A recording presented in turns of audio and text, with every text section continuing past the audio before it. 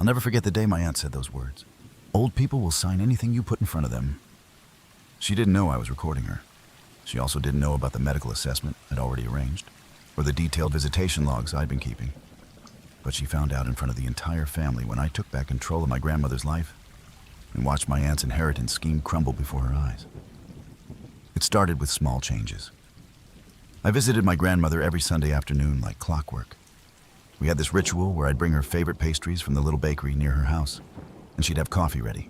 She lived alone in the same two-bedroom house she had owned for 40 years, stubbornly independent despite being in her 80s. Her mind was still sharp, though her body was slowing down. That particular Sunday in March, I noticed the coffee wasn't ready when I arrived. Instead of her usual warm greeting at the door, I had to use my spare key. I found her sitting in her armchair, looking confused. "Mark, is it Sunday already?" she asked, glancing at the clock. "Yes, Grandma.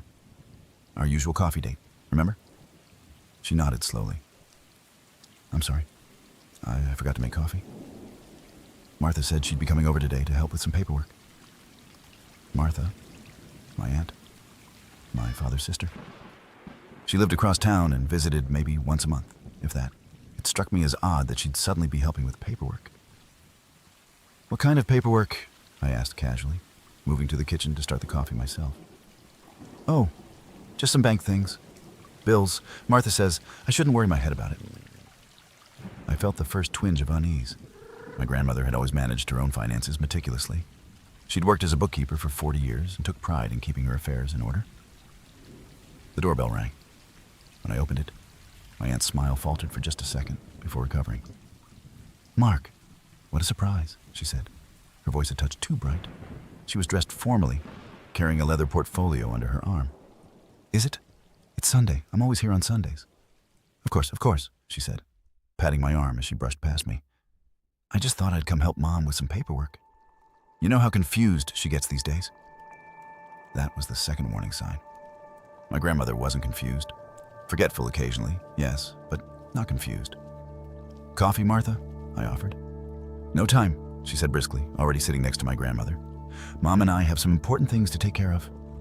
I brought my grandmother her coffee and sat across from them. Martha kept glancing at me, clearly annoyed by my presence. "You don't need to stay, Mark," she said finally. "This is boring adult stuff." I was 32 years old with a career in finance. Adult stuff was literally my profession. "I don't mind," I said pleasantly. "What are we working on?" My grandmother looked between us, sensing the tension. "Martha's helping me update my power of attorney," she said, "and something about my accounts." I kept my face neutral while my internal alarms blared. "I thought you had all that set up with your lawyer years ago." "Things change," Martha cut in. "Mom's getting older. She needs more help now." She turned to my grandmother with a sugary smile. "We talked about this, remember? About making things simpler?" My grandmother nodded hesitantly. "Yes, I think so. Actually," I said, standing up, "why don't I call Mr. Brenner right now? He's been Grandma's attorney for years." "That won't be necessary," Martha snapped, dropping her facade momentarily. "I've arranged for a different attorney, more specialized in elder affairs." I sat back down and sipped my coffee. "Interesting. When did you make these arrangements?" "Last week," my grandmother answered before Martha could. "Martha says it's important to update everything." "And who's the new attorney?" Martha glared at me. "A colleague of my husband's. Very reputable." I nodded slowly. "Grandma, would you mind if I looked over the paperwork before you sign anything? Just so I understand what changes are being made?" Before my grandmother could answer, Martha interjected. "Mark, I know you mean well, but this is between me and Mom. You visit and bring pastries, and that's lovely. But I'm handling the legal matters." "Since when?" I asked, keeping my tone light. "Since Mom asked me to," she replied coldly. I turned to my grandmother. "Is that true?" My grandmother looked uncomfortable. "Martha thinks it's best." Not I asked Martha, but Martha thinks it's best. There's a world of difference between those statements. "I see," I said. "Well, how about we all review it together?" "Actually," Martha said, standing abruptly, "we'll do this another time. I can see you're determined to interfere." She packed up her papers. "I'll come back tomorrow, Mom, and we can have some privacy." After she left, My grandmother seemed relieved. She means well, she said, not sounding entirely convinced. Grandma, has Martha been helping you with other things? Bills? Banking? She thought for a moment. She took me to the bank last week. Said I needed to update some forms. My stomach dropped. What forms? Something about access to my accounts. For emergencies. That night, I couldn't sleep. Something felt very wrong. My aunt had never shown much interest in my grandmother's welfare before. She rarely visited, rarely called. Now suddenly she was managing legal documents and bank accounts. The next day, I called in sick to work and went to my grandmother's bank. I'd been a signatory on her checking account for years in case of emergency. The bank manager, Mrs. Patel, had known my grandmother for decades. I'm concerned about some recent changes to my grandmother's accounts, I explained. Can you tell me what's been updated? Mrs. Patel frowned as she looked at her computer screen. Your grandmother came in last Tuesday with her daughter.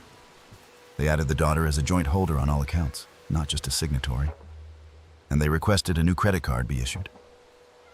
My blood ran cold. Joint holder meant Martha could withdraw money without restriction. A signatory could only act in an emergency. Has there been any activity since then? She hesitated. I'm not sure I should... Please, I said. I'm worried about my grandmother. She turned the screen slightly. There was a transfer of $5,000 to a personal account yesterday. I thanked her and left, my mind racing. This wasn't about helping my grandmother. This was about getting control of her money. Over the next 2 weeks, a pattern emerged. Martha visited my grandmother almost daily now, always timing it when I wasn't there. She'd brought in her specialized attorney, and my grandmother had signed a new power of attorney, naming Martha instead of me.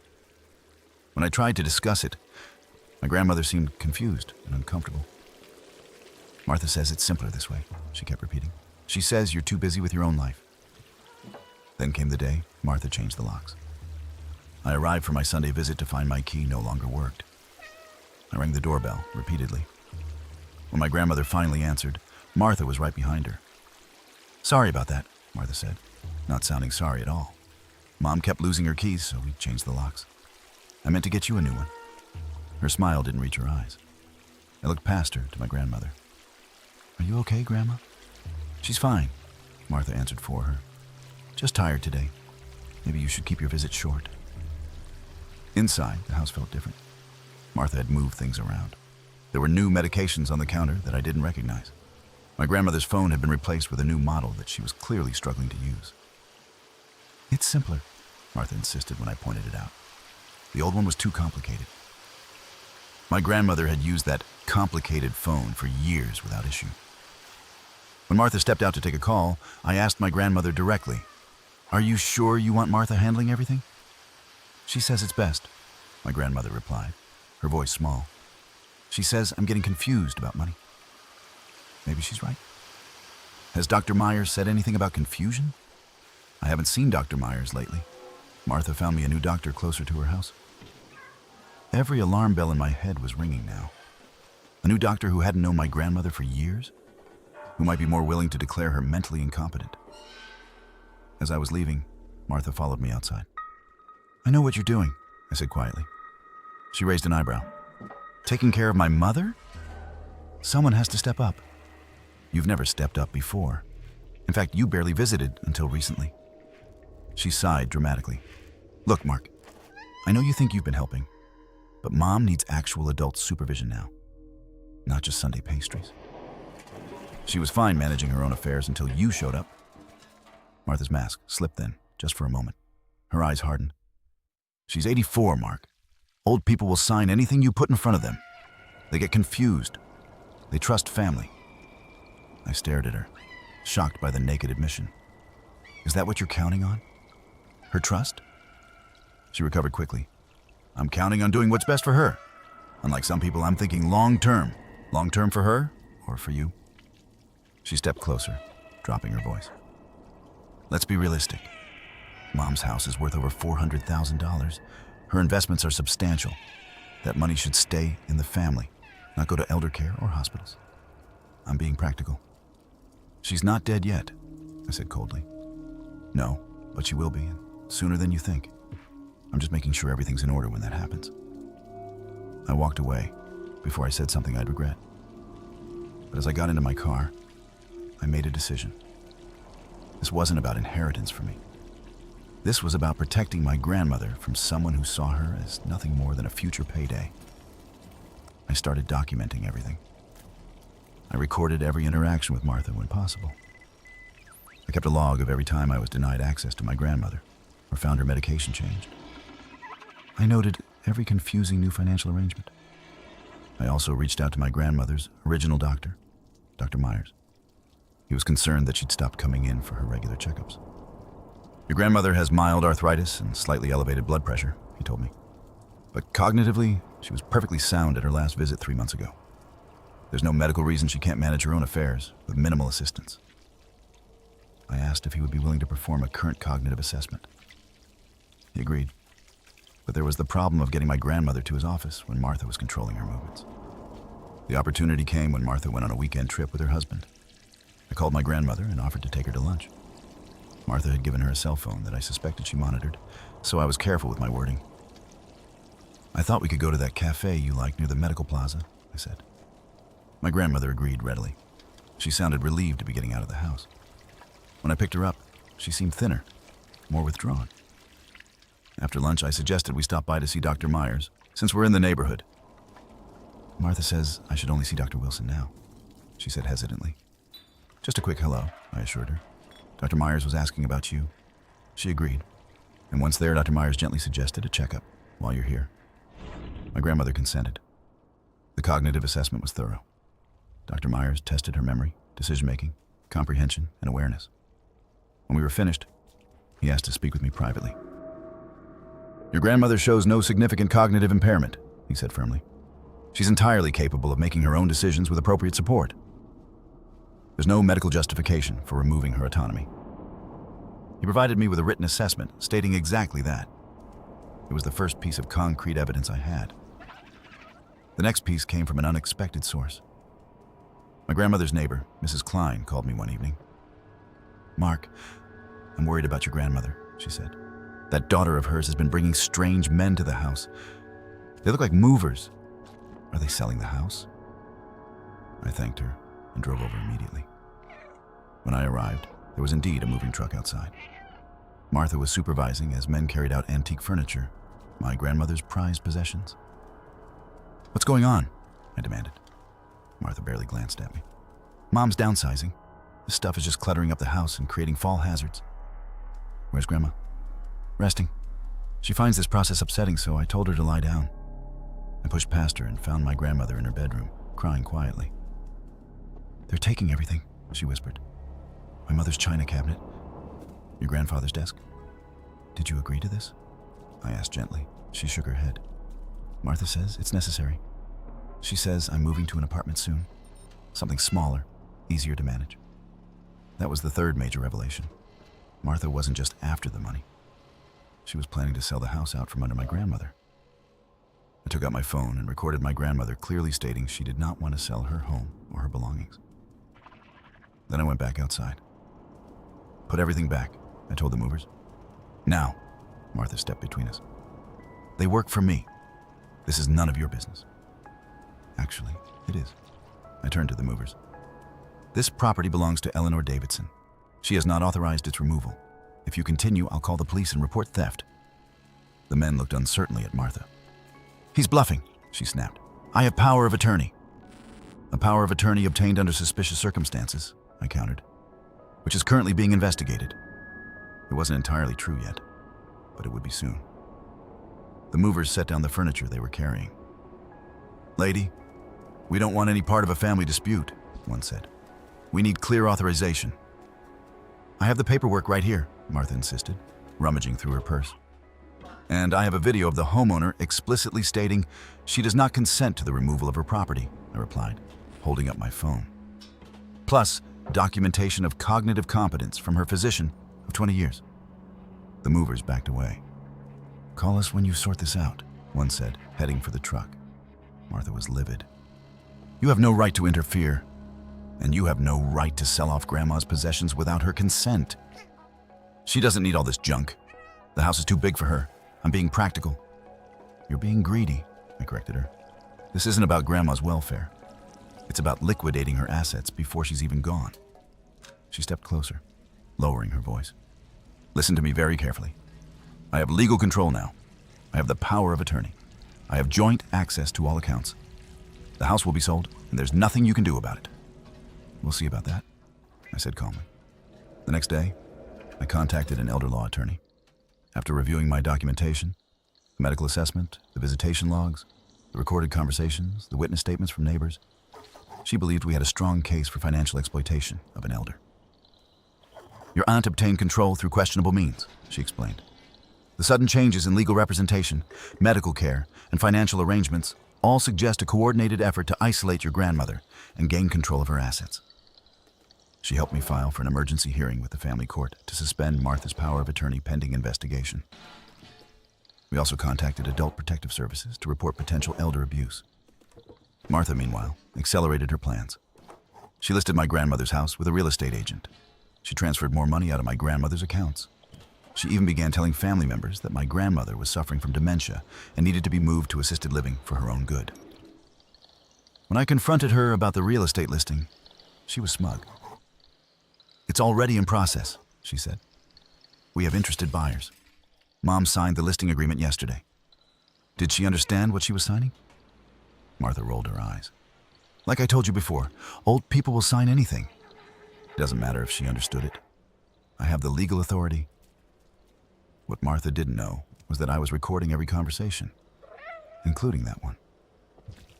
The emergency hearing was scheduled for the following week. Martha was required to attend and bring all financial and legal documents related to my grandmother's affairs. She arrived with her husband and her specialized attorney, looking confident. My grandmother was also present, looking small and confused in the formal setting. When she saw me, her face lit up briefly before Martha steered her to the opposite side of the room. The judge reviewed the filings and then addressed the court. This is a hearing to determine whether to suspend the power of attorney granted to Martha Wilkins by Eleanor Davidson, pending investigation into allegations of financial exploitation. We'll hear from both sides. Martha's attorney went first, painting a picture of a devoted daughter stepping in to care for an increasingly confused elderly mother. He presented the power of attorney, the banking documents, the real estate listing, all signed by my grandmother. Ms. Wilkins has only her mother's best interests at heart, he concluded smoothly. She's making difficult but necessary decisions to ensure Mrs. Davidson's long-term care needs are met. Then it was our turn. My attorney methodically presented our evidence.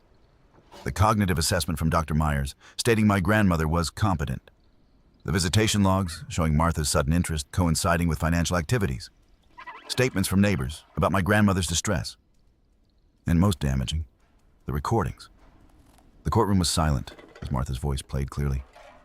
Old people will sign anything you put in front of them.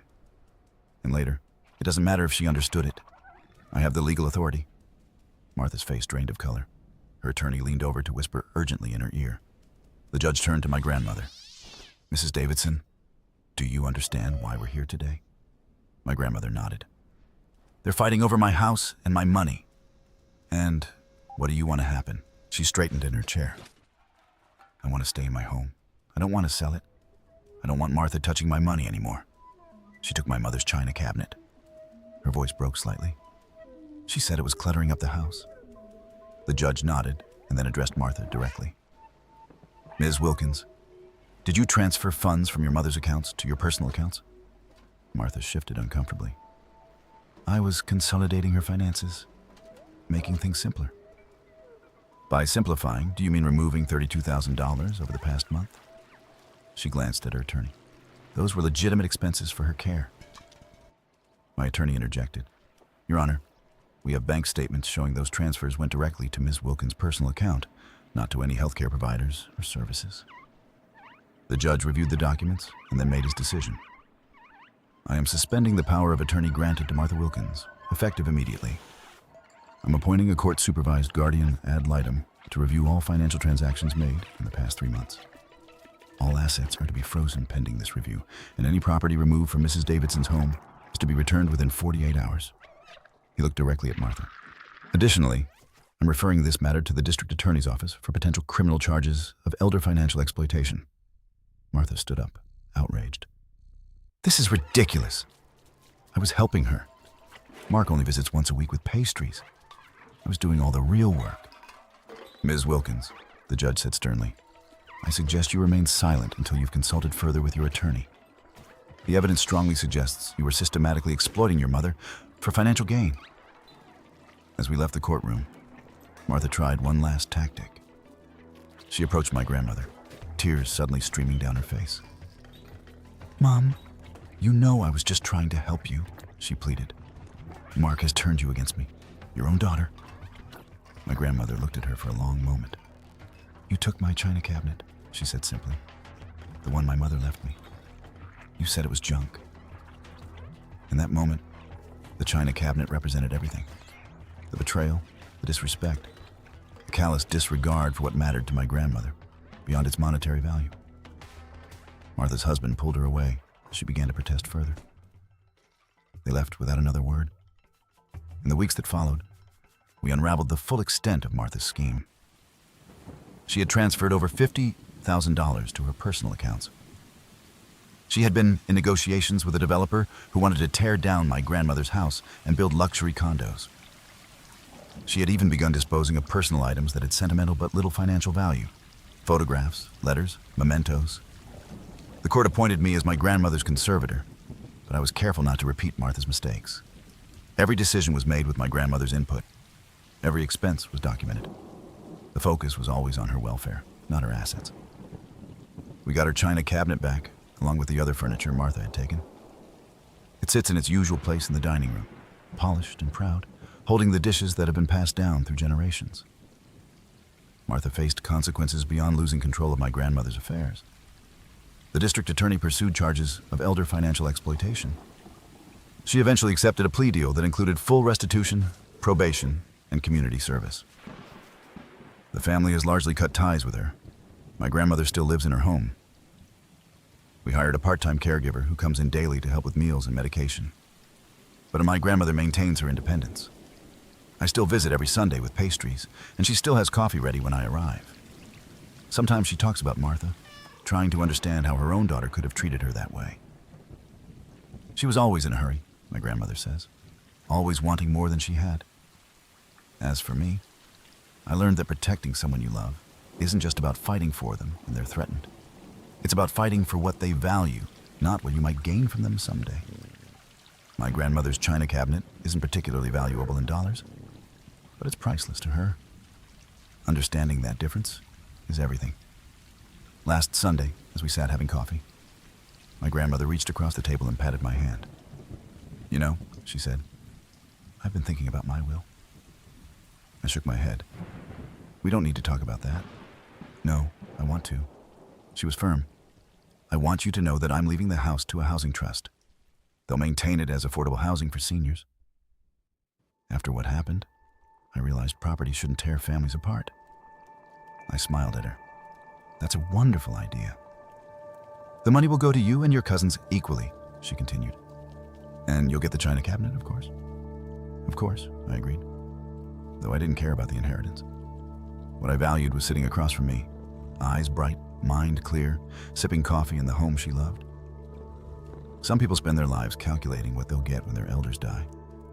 I prefer to calculate how much more time I can spend with my grandmother while she lives.